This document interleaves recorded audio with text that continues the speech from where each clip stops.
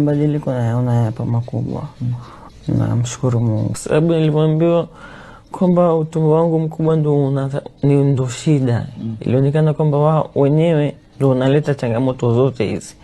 Kwa hiyo hautakiwi kuwepo. Kwa hiyo natakiwa asilimia, kama ni 100% utumbo mkubwa, natakiwa 85 au 90 yote ukatwe. Unabaki kidogo sana kuunganishwa na utumbo mdogo. Kwa hiyo ina maana kumbe utumbo wako mkubwa umekatwa karibia wote? Karibia wote, ndio. Sasa wameunganisha? Wameunganisha na nadhani utumbo mdogo ambao ulikuwa umebakia nao pia ni kidogo sana. Sasa wanasema kwamba mtu ukikatwa vile utumbo mara nyingi kula unakuwa unatutatia unakula kidogo sana. Kwa madokta wao wamesemaje?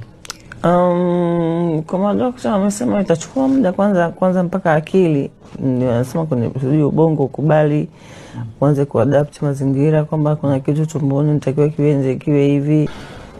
Kwa kweli. Na utumbo walivyoukata walikuonyesha? Alitoka kangu akapiga picha, kuna ndoo kubwa, ni mkubwa sana, ni mwingi. Yaani tukisema kwa kilo za haraka kwa ukaribia kwa 15-20. Kwa binadamu tunaweza kuwa na utumbo mkubwa namna hiyo? Ndio. Upo kwenye ndoo, kwenye picha upo mkubwa sana, mwingi mno.